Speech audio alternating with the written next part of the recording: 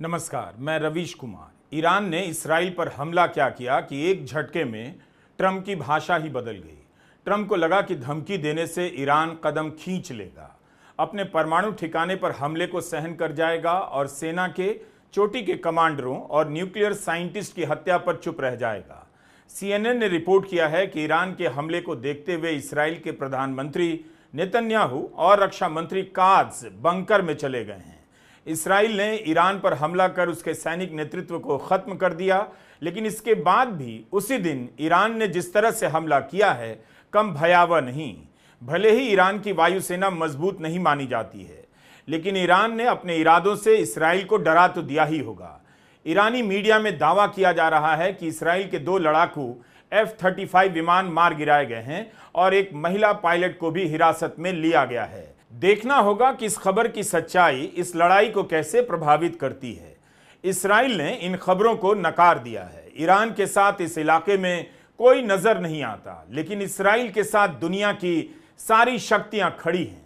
खुद ट्रंप ने कहा है कि दुनिया में सबसे खतरनाक हथियार अमेरिका बनाता है और इसराइल के पास उसके काफी सारे हथियार हैं, चलाना भी जानता है। ईरान भी यही कहता है कि इसराइल अपने दम पर नहीं, अमेरिका के दम पर खड़ा है। ईरान के सामने उसके भविष्य का सवाल है। वह बचेगा तो क्या इसराइल का गुलाम बनने के लिए, या मिटेगा तो अपनी आज़ादी की रक्षा के लिए। हर कोई मानता है कि ईरान इसराइल की बराबरी नहीं कर सकता, लेकिन 13 जून की रात ईरान इसराइल पर भारी पड़ता नजर आया। लेकिन अपने अस्तित्व के मिट जाने के खतरे के बीच ईरान ने जिस तरह से हमला किया है, इस युद्ध को वीडियो गेम समझकर देखने वालों को अपने हौसले से दहशत में उसने डाल दिया है। ईरान के इस्लामिक रेवोल्यूशनरी गार्ड कोर ने कहा है कि इसराइल के बर्बर शासन के हमले में कई वरिष्ठ सैन्य अधिकारियों, वैज्ञानिकों, नागरिकों और निहत्थे बच्चों की मौत हो गई। उस हमले के जवाब में हमने इसराइल के खिलाफ एक आक्रामक और सटीक जवाबी हमला किया है। ऑपरेशन ट्रू प्रॉमिस 3 के तहत दर्जनों ठिकानों पर हमले किए गए। इनमें सैन्य ठिकाने और एयरबेस भी शामिल हैं। इसराइल के हमले का नाम ऑपरेशन लायन रखा गया है। इन तस्वीरों की रनिंग कमेंट्री से आप जिंदगी की बसावट को मलबे में बदलते देख रहे होंगे, मिसाइलें आती हुई गिरती हुई देख रहे होंगे, लेकिन इन तस्वीरों में दुनिया के ग्लोबल नेताओं की दोहरी चाल को भी देखिए कि कैसे युद्ध को आत्मरक्षा का नाम देकर इसराइल 2 साल से हमला किए जा रहा है। ईरान ने इसराइल की रक्षा कवच को इस बार भी भेद दिया। इस पर बात हो सकती है कि क्या ईरान लंबे समय के लिए इसराइल पर हमला कर सकेगा, लेकिन अपने चोटी के कमांडरों की हत्या के बाद उसके पास इस युद्ध के अलावा क्या बचा था। ईरान ने इसराइल पर हमला कर अगर किसी को एक्सपोज किया है तो अमेरिका के राष्ट्रपति ट्रंप को, उनके साथ साथ फ्रांस के राष्ट्रपति मैक्रों भी एक्सपोज हो गए हैं। 30 मई को सिंगापुर में शांग्रीला डायलॉग में फ्रांस के राष्ट्रपति ने कहा कि अगर हम यह मान लें कि इसराइल को कुछ भी करने का अधिकार है, तो बाकी दुनिया के सामने हमारी कोई साख नहीं रह जाएगी। मैक्रो ने कहा कि दुनिया में अलग अलग जगहों पर मैं देख रहा हूं कि लोगों को लगने लगा है कि अमेरिका और यूरोप इसराइल को फ्री पास दे रहे हैं, यानी कुछ भी करने की छूट देते हैं। इस भाषण में मैक्रो ने 12 बार कहा कि पश्चिम को अपने दोहरेपन से बाहर आना चाहिए, लेकिन जैसे ही इसराइल ने ईरान पर हमला किया, मैक्रो अपनी यह बात भूल गए और इसराइल की आत्मरक्षा की बात करने लगे। अब बयान दे रहे हैं। फ्रांस ने ईरान के परमाणु कार्यक्रम की बार बार निंदा की है और इस दिशा में सारे कूटनीतिक कदम भी उठाए हैं। इस संदर्भ में फ्रांस इसराइल की आत्मरक्षा के अधिकार के साथ खड़ा है। इलाके में स्थिरता को खतरा ना पहुंचे, इसलिए मैं सभी पक्षों से संयम की अपील करता हूं और टकराव कम करने की बात करता हूं। हम मानते हैं कि युद्ध विराम होना चाहिए। एक फिलिस्तीनी स्टेट को स्वीकार्यता के लिए हमें बहुत मेहनत करनी होगी। अखबारों में इन्हीं ग्लोबल लीडर को हीरो की तरह दिखाया जाता है और आपके भीतर चाहत पैदा की जाती है कि आपके मोहल्ले का नेता भी इनकी तरह का ग्लोबल हो जाए। अब आइए राष्ट्रपति ट्रंप की बात करते हैं। अमेरिका ने पहले कहा, इसराइल ने एक तरफा फैसला किया, ईरान पर हमला कर दिया। फ्रांस ने 30 मई को कहा, इसराइल को फ्री पास नहीं दे सकते, लेकिन जब इसराइल ने फ्री पास लेते हुए ईरान पर हमला किया, तब फ्रांस ही पलट गया। अमेरिका मुकरने का नाटक करने लगा। अब तो इस नाटक से भी पर्दा उठ गया है। अमेरिका का एक अखबार है न्यूयॉर्क पोस्ट, इसकी हेडलाइन देखिए। ट्रंप ने इस अखबार से कहा है कि उन्हें तारीख भी मालूम थी कि इसराइल कब हमला करेगा। उन्होंने कहा है कि मुझे पता था कि अगर ईरान जल्द ही इस डील के लिए नहीं माना तो इसराइल हमला कर देगा। मुझे तारीख पता थी क्योंकि मुझे सब कुछ पता होता है। मैंने उन्हें 60 दिन दिए, आज 61वां दिन है। नेतन्याहू ने भी कहा कि अमेरिका को पहले ही हमले की जानकारी दे दी गई थी। तो क्या ट्रंप को पता था कि ईरान के जिन प्रतिनिधियों से अमेरिका डील की बात कर रहा है उनकी हत्या की जाने वाली है? जब तारीख का पता था तब सारा प्लान भी पता होगा। इस इंटरव्यू में ट्रंप ने दावा किया है कि उन्हें सब पता था। क्या ट्रंप को यह भी पता था कि इसराइल उनकी ही डील पर पानी फेरने वाला है और वे देखते रहेंगे? तब ट्रंप ने डील के नाम पर 5 दौर की बातचीत क्यों की? ट्रंप ने फिर क्यों अपने बयान में कहा कि डील में शामिल सारे कट्टरपंथी मार दिए गए हैं? इसकी भी परवाह नहीं की कि दुनिया उनके ही इस बयान को दोबारा पढ़ सकती है जिसमें वे कह रहे हैं कि ईरान के कुछ कट्टरपंथियों ने बहादुरी से बोला, लेकिन उन्हें नहीं पता था क्या होने वाला है। वे सभी अब मारे जा चुके हैं और यह स्थिति आगे और बिगड़ने वाली है। पहले ही बहुत सी मौतों और बहुत सी तबाही हो चुकी है, मगर अभी भी वक्त है कि इस नरसंहार को रोका जा सके।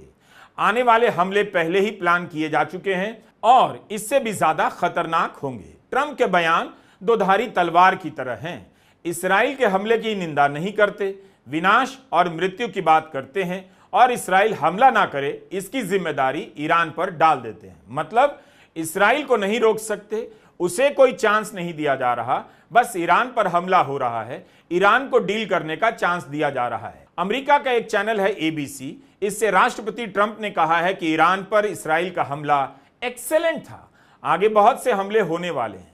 कोई हमला एक्सेलेंट कैसे हो सकता है? साफ है कि अमेरिका इसराइल के साथ है।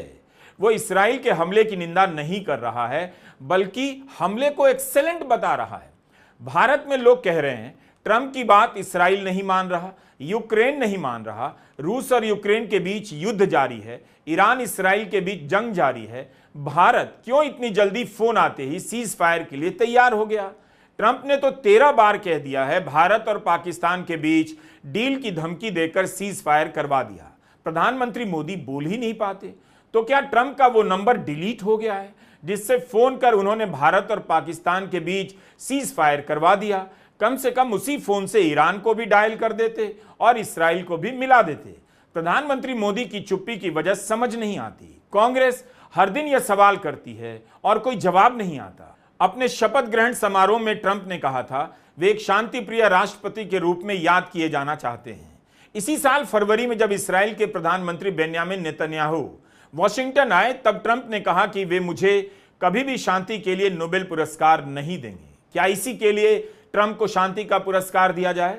वैसे शांति पुरस्कार तो ओबामा को भी दिया गया, जिनके कार्यकाल में अमेरिका ने न जाने कितने देशों पर हमला किया। मांगने की भी क्या जरूरत है? मार्केट से एक मेडल ले आइए और उस पर नोबेल पुरस्कार लिख दीजिए, कौन विरोध करेगा? कम से कम भारत के प्रधानमंत्री मोदी तो इस पर एक शब्द नहीं बोलेंगे। हो सकता है बधाई भी दे दें। वैसे भी ट्रंप ने 40 करोड़ लेकर नागरिकता देने का एक गोल्ड कार्ड जारी किया है। इसी तरह का नोबेल शांति कार्ड भी जारी कर सकते हैं। They will never give me a Nobel Peace Prize. I deserve it, but they will never give it to me. White house के कम्युनिकेशन डायरेक्टर स्टीवन चेउंग ने ट्रंप को अल्टीमेट पीस प्रेसिडेंट कहा है। यही समझ आ रहा है कि अब के नेताओं ने उस भाषा में महारत हासिल कर ली है जिसमें युद्ध के बदले शांति, हत्या के बदले इंसानियत और तबाही के बदले विकास का इस्तेमाल होने लगा है। शांति पुरस्कार चाहिए, लेकिन ट्रंप इसराइल की निंदा तक नहीं कर पाते। इन सब की भाषा को आप ध्यान से सुना कीजिए। क्या यह खतरनाक नहीं लगता कि अमेरिका के राष्ट्रपति बयान बदल बदल कर इसराइल का बचाव ही कर रहे हैं? ईरान परमाणु डील के लिए तैयार था, फिर ट्रंप ने अपने बयान में क्यों कहा डील का विरोध करने वाले सारे कट्टरपंथी मारे गए? जिस टीम के साथ डील हो रही थी उसके मारे जाने की निंदा भी नहीं की ट्रंप ने। NBC अमेरिका का बड़ा न्यूज चैनल है। इस चैनल से ईरान के सुप्रीम लीडर खामेनेई के सलाहकार अली शमखानी ने 2 हफ्ता पहले कहा कि ईरान अमेरिका से डील चाहता है। यह भी कहा कि अमेरिका के साथ बेहतर रिश्ते बना सकते हैं। इस इंटरव्यू में शमखानी कह रहे हैं कि अगर ईरान से आर्थिक प्रतिबंध हटा दिए जाते हैं तो ईरान कभी परमाणु बम नहीं बनाएगा अपनी यूरेनियम स्टॉकपाइल कम कर देगा और सिर्फ नागरिकों के लिए इस्तेमाल किया जा सके उतने लेवल तक ही परमाणु यंत्र तैयार करेगा। यह भी कहा था कि अपने प्रोग्राम के निरीक्षण के लिए जांचकर्ताओं को आने देगा। जब एनबीसी ने उनसे पूछा कि अगर ये शर्तें आज मान ली गईं तो क्या ईरान आज ही डील पर दस्तखत कर देगा, इस पर शमखानी ने कहा था हां कर देगा। ईरान में परमाणु डील पर बयान देने के लिए बहुत कम लोग अधिकृत थे। अली शमखानी उनमें से एक थे। 13 जून के हमले में उनकी हत्या कर दी गई। ट्रंप ने न्यूयॉर्क पोस्ट से कहा, मुझे पता था अगर ईरान जल्दी डील के लिए राजी नहीं हुआ तो हमला होगा। छठे दौर की बहस से 2 दिन पहले हमला होता है। जो परमाणु संधि होने वाली थी या हो सकती थी उसमें ईरान के परमाणु प्रोग्राम को सीमित करने का प्रस्ताव था। ईरान अपनी तरफ से इस बात को लेकर सहमत नजर आने लगा था कि हम परमाणु हथियार नहीं बनाएंगे, मगर परमाणु शक्तियों का इस्तेमाल नागरिक सुविधाओं के लिए करेंगे।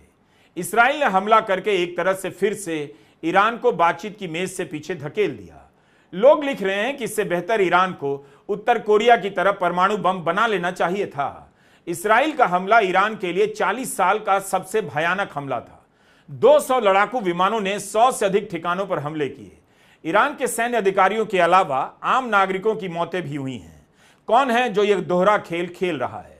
फ्रांस के राष्ट्रपति मैक्रो ने कहा कि इसी दोहरेपन के कारण पश्चिम के देशों की साख नहीं रह जाएगी। दरअसल इन नेताओं को किसी भी साख की चिंता नहीं। एक तंत्र है हर देश में जिसका राज अब स्थायी हो चुका है। बदलेगा तो केवल नाम और चेहरा, या फिर अब वह भी नहीं बदलेगा। ट्रंप के बयानों से साफ है कि इसराइल ईरान पर हमला करे, हमला करने के पहले बताए ना बताए अमेरिका के लिए कोई मायने नहीं रखता। वह इसराइल के साथ ही रहेगा, मालूम हो या ना मालूम हो। इसराइल के पास इतने बड़े युद्ध में जाने की क्षमता कहां से आ रही है? हथियार कौन दे रहा है? इसका जवाब सारी दुनिया को मालूम है, लेकिन दुनिया को अब यह दिख रहा है कि उसकी हैसियत सोशल मीडिया पर पोस्ट लिखने भर की रह गई है। इसके बाद भी ईरान ने कुछ ही घंटों में इसराइल के हमले का जवाब दे दिया। ईरान ने कहा कि इसराइल का हमला एक्ट ऑफ वॉर है। 13 जून की देर रात ईरान ने करीब 100 बैलिस्टिक मिसाइल से हमला कर दिया और इसराइल के आयरन डोम ढांचे को भेद दिया। ईरान ने अपने जवाबी हमले में इसराइल के साथ वही किया जो इसराइल ने ईरान के साथ किया। ईरान ने तेल अवीव में जिस इमारत के पास हमला किया उसे अमेरिका के पेंटागन के बराबर माना जाता है, यानी यह इसराइल का सैन्य हेडक्वार्टर है। न्यूयॉर्क टाइम्स ने इस बात की पुष्टि की है कि ईरान के हमले ने इसराइल की सेना से जुड़े इस महत्वपूर्ण ठिकाने के पास हमला किया है। हमले में जो इमारत देखी जा सकती है वो तेल अवीव शहर की किरिया इलाके का मार्गनिट टावर है। यह इसराइल डिफेंस फोर्सेस के हेडक्वार्टर के काफी करीब है। इससे पता चलता है कि कम से कम एक ईरानी मिसाइल इसराइल की सेना के संवेदनशील ठिकाने के पास गिरी है। जेरूसलम में भी सायरन बजे, जिसका मतलब था रॉकेट से हमला होने वाला है। इसराइल ने पहले भी ईरान के सैन्य अधिकारियों, परमाणु वैज्ञानिकों, रणनीतिकारों और राजनेताओं पर हमले किए हैं, उनकी हत्याएं की हैं, मगर इस तरह से एक ही रात में इतने सारे महत्वपूर्ण लोगों की हत्या कभी नहीं हुई। 13 जून की शाम तक यही कहा जा रहा था। ईरान को इस हमले का जवाब देने में काफी समय लग सकता है, क्योंकि ईरान के सभी वरिष्ठ अधिकारी मारे जा चुके हैं, लेकिन ईरान ने तुरंत ही जवाब दे दिया। ईरान के सुप्रीम कमांडर अयातुल्लाह खामेनेई ने कहा है कि ईरान की सेना पूरी ताकत से लड़ेगी और इसराइल को घुटने पर ला देगी। ईरान की जनता को आश्वासन दिया है कि इस मामले में कोई चूक नहीं होगी, इसराइल को उसके अपराध की सजा दी जाएगी। आज दुनिया में कोई नेता इसराइल के खिलाफ बोलने के लिए तैयार नहीं है।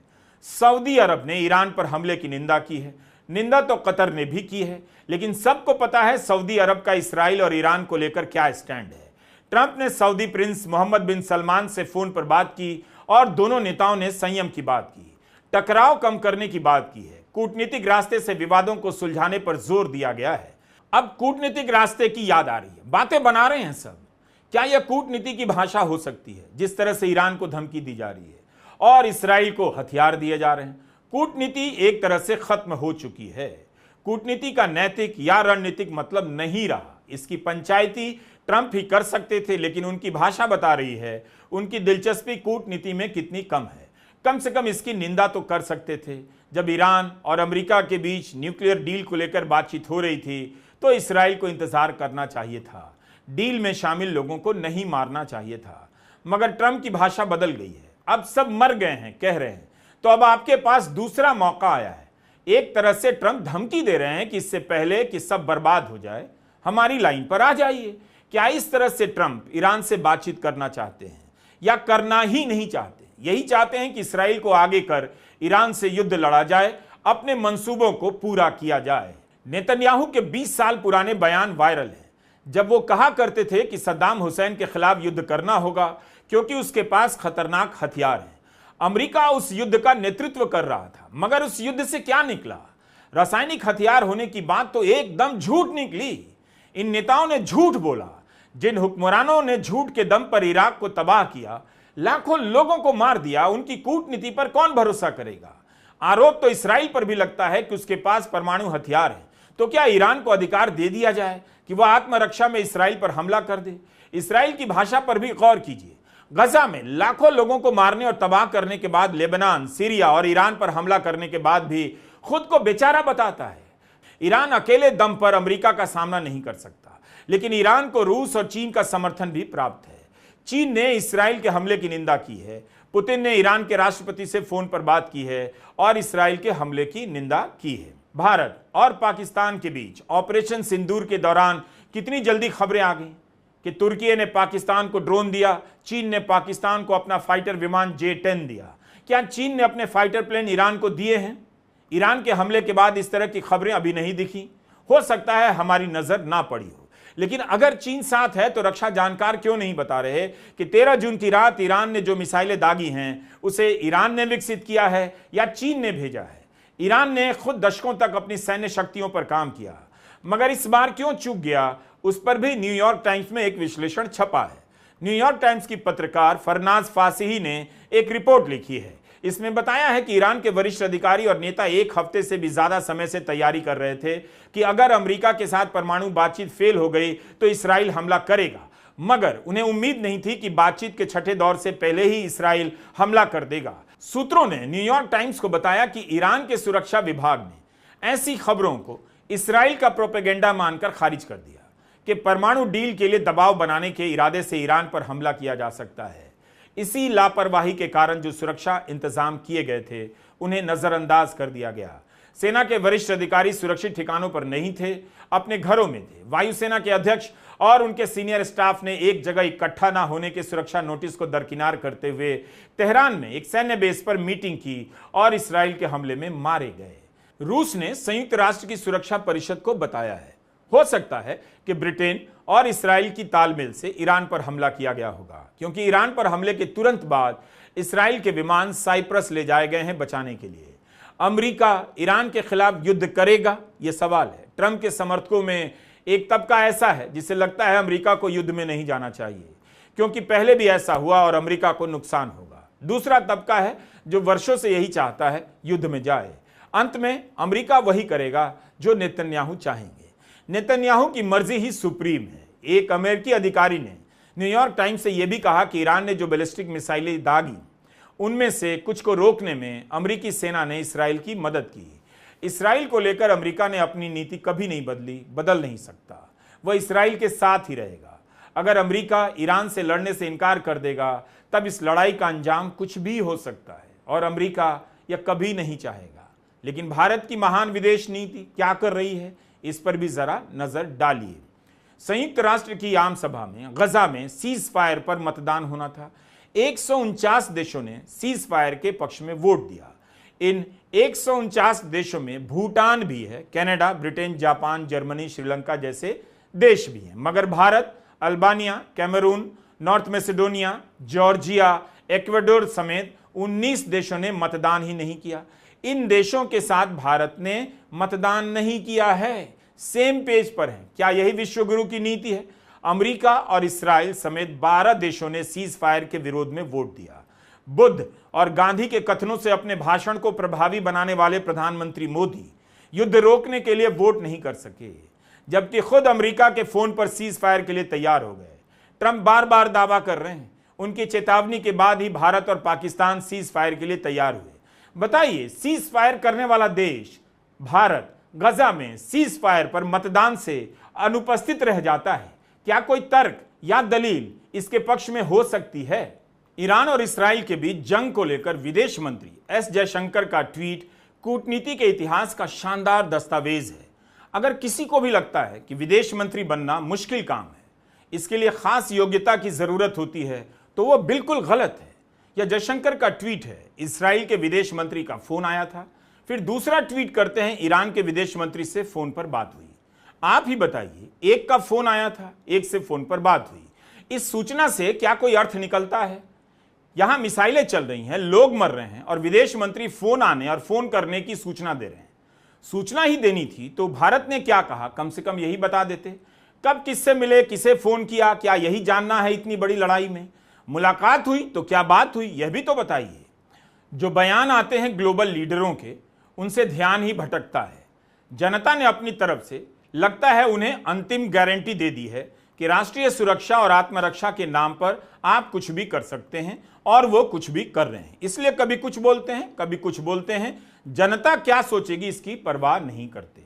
इन बयानों से आप यही समझते हैं कि इसराइल के साथ जो था वो अब भी है, इसराइल के साथ जो नहीं रहेगा वो कल नहीं रहेगा।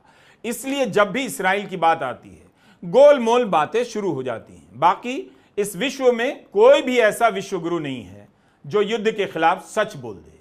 निंदा करना युद्ध के खिलाफ बोलना नहीं होता।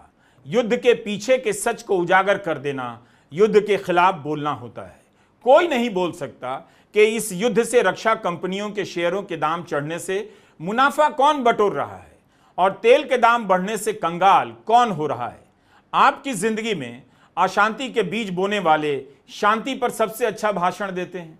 कमाल की बात होती है, जिनकी जिंदगी तबाह होती है वही ऐसे भाषणों पर ताली बजाते हैं। नमस्कार, मैं रवीश कुमार।